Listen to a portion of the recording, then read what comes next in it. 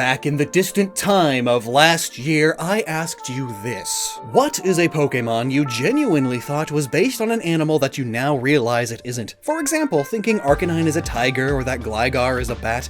Maybe you're like me and thought that Haunter was a cat. Yeah, that was me. When I first saw Haunter in the original anime intro, my 5-year-old little noggin conking about in the skull that was too big for it, thought, oh, that is the Cheshire Cat. And what is it doing to poor Charmander? I got just shy of 1,000 responses to this post, so I'll go through them, and here are the highlights. The fact that Lurantis is not an actual praying mantis, but is instead a flower mimicking a praying mantis still blows my mind. True that, because it's not a bug type, it's grass, and it's a reversal of the real-world orchid mantis, which is a mantis that mimics flowers to attract prey, or rather, to make the prey not realize they are there on the flower. It's just another flower.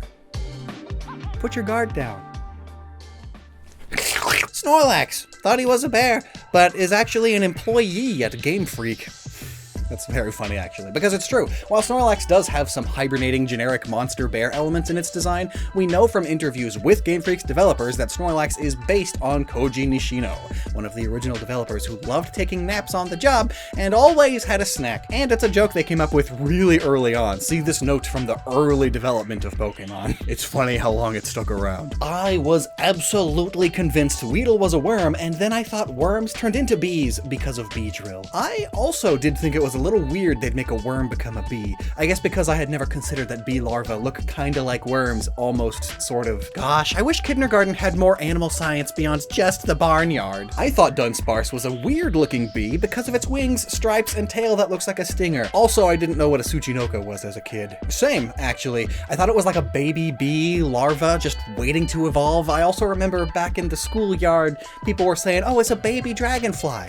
It's just waiting for a future generation to evolve. Yeah, the next sequels will do it. But you know, it's honestly really cool. Pokemon probably did introduce a lot of Japanese culture to Western kids, huh? I also thought both the Lotad and C-Dot lines were birds. Case in point, I mean, Lombre to Ludicolo, they do have duck lips, but that's because they are Kappa, another Japanese cryptid or yokai, and Shiftry is a Tengu.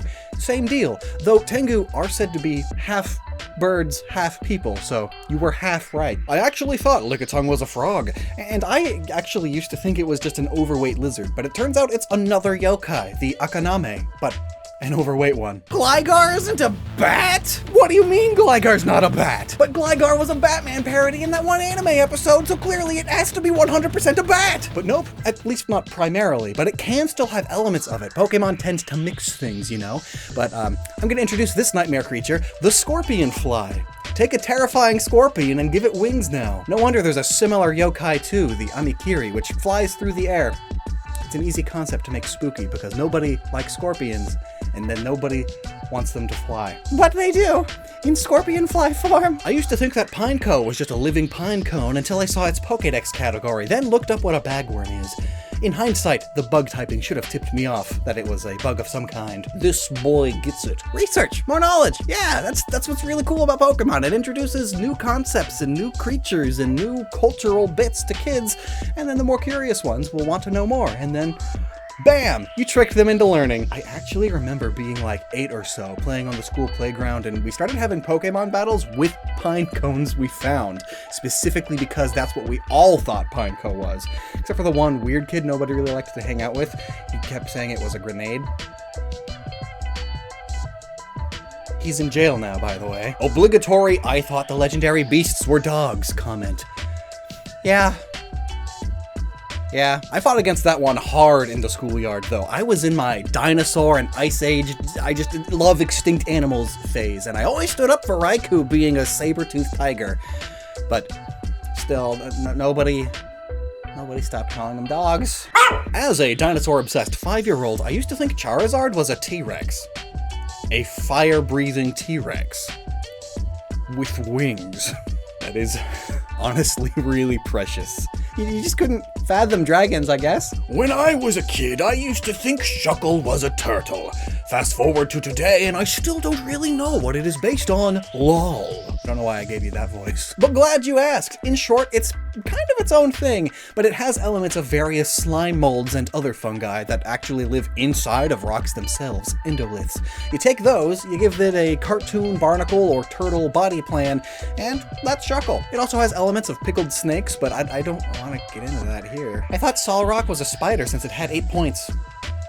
You know, that's fair. I thought Paris and Parasect was a crab when I saw it as a kid. Same, I think. I think same. I grew up outside of Cicada Land, thankfully, so I had no idea they existed. Though recently I did go to the Great Lakes in summer, and oh my god, they are so loud! I'm so glad I don't live there. It wasn't a Pokemon for me, but a whole region. I thought Sinnoh was based on the Great Lakes area specifically because of the 3 main lakes in the game, which led me to think that the Eternal Blizzard area was based on Minnesota, my home state, which was why the majority of my original playthrough was just me running around in the snow. That is the kind of childhood story I love to hear. And you know, I'm doing some fundraising for our next Fakemon region project right now, a true sequel to Cascade, based around the Great Lakes, which is why this video is sponsored by King Ice and the Pokemon Company. King Ice wants to bring you bling you gotta see to believe. Yes, finished in real 14-karat gold, white gold in the case of Squirtle and Bulbasaur, and covered in hundreds of hand-set stones and a custom iced Pokeball bail. These necklaces show off Pikachu, Eevee, and Kanto's first partner Pokemon in a way I can't say I've seen before. Mostly, I love this sick Gengar that was shown at ComplexCon. It's available now too. You'll grab attention everywhere you go as they dance in the sunlight. Or studio lights, in my case, right now. I feel so much swankier than I have any right to be. And this black gold Pokeball necklace and Pokeball-inspired tennis chain show off your love of Pokemon in a more subtle way, which I can really dig. And you can check them out with the link at the top of the description and use the coupon code Lockstin for 10% off. I love sparkly things. I used to think Kabuto was based off of a roach as a kid, and you know, I can absolutely see that. Horseshoe crabs are such a niche animal. Roaches are common, like everywhere. And I think things like that are exactly what lead to this. Mienshao was a duck. Excuse me. like an ermine is also sort of a niche animal. You'd be forgiven for thinking it's some other mammal, like a weasel or heck, a fox or a squirrel is forgivable even, but a duck? Okay, you do go on to explain yourself. Its sprite made its whisker look like an elongated bill to 4-year-old me, and its wrist fur looked like wings. Huh. Well, let's find its original sprite. Okay, so from the back, I can definitely see those being wings, but I really do not see the duck bill at all. Unless... No, no idea on that one. 4-year-old you was a very silly goose. Oh wait, a silly goose! When first encountering Phalanx, I expected it to be a funky caterpillar. To be fair though, I think most people encountering it for the first time as it's marching around in a line would come to a very similar conclusion. I mean, they don't even know the name of it yet. But to everyone's surprise, when entering battle for the first time, oh yes, they are just 6 silly little dudes. I thought Cyndaquil was an anteater. You know, I can see that. Yeah, the flames in the back are like the anteater's really long back fluff. That's a really good one. My dumb self as a kid was certain Typhlosion was a wolf of some sort.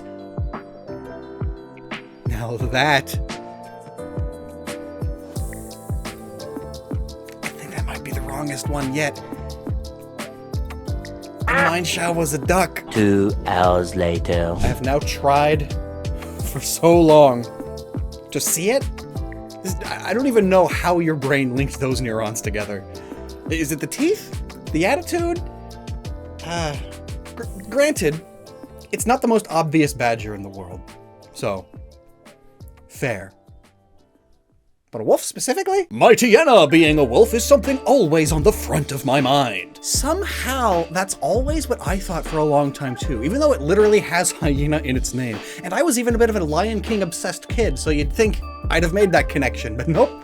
It took me literal decades. When I was younger, I thought Ampharos was a giraffe. You know, I can see it, because how is this thing a sheared sheep? I thought it was some random kangaroo, but nope. It's a sheared sheep with lighthouse elements of all things, and a touch of dragon in there, I guess.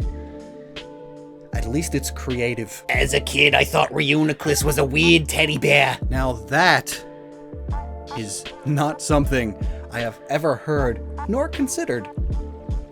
Thank you. And good news, you're not alone. And you know, basing a Pokemon on the idea of cell division itself is certainly a strange one.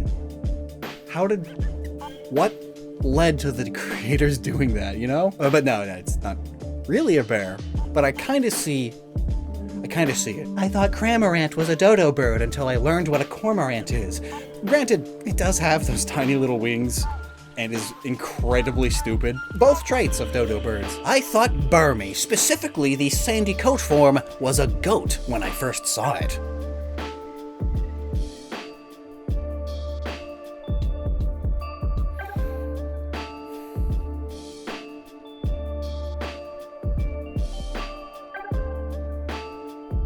As a kid, I remember evolving my Duat and being convinced Samurott was a llama somehow. A llama? I thought Shinx was a monkey. You know, actually, I can see how you would think that. The ears are large, round, and significantly more to the side, whereas cat ears are pointy and above, typically. It's definitely an odd design choice. I thought that Bidoof was a hamster instead of a tailless beaver. It's actually not a tailless beaver either, unless that's just a different name for the same animal, which it might be now that I'm thinking about it. But it's a mountain beaver, which you can also just describe as a tailless beaver. So I guess you weren't not wrong. I always thought Zigzagoon was a raccoon. And I can see that. I think a lot of people thought that. And I mean, the English name for the animal it's based on is even the Japanese raccoon dog, so can you really be blamed? I used to think Sableye was an eye before Graphite was a thing, and you know, that's another one. I can actually see that. They both have the same kind of weirdo energy. Plus I in the name and all. Plus its true origin is a bit niche. The Hopkinsville Goblin, a American cryptid that for whatever reason got really popular in Japan at the time. Cottony and Whimsicott are sheep, right? Well, I'm glad you're questioning yourself. The answer, though, is yes and no. In short, they are freshly picked cotton and a sort of generic fey creature who is also made of cotton. But that said, Whimsicott does have little sheep horns on the sides of his face, and according to an interview with Sugimori, quote, "The charm of Cottony and Whimsicott is that they resemble sheep." So, are sheep? Not really, but resemble sheep. Yeah, the same way Lurantis resembles a mantis, but isn't. Bringing us full circle. So now I extend the question to you. What are some Pokemon you thought were based off of totally different things than they actually or primarily are? Let me know down below, and thanks for watching. Check out King Ice for cool little hip-hoppenin' poke monoponin' necklaces. I'm not cool enough to pull them off.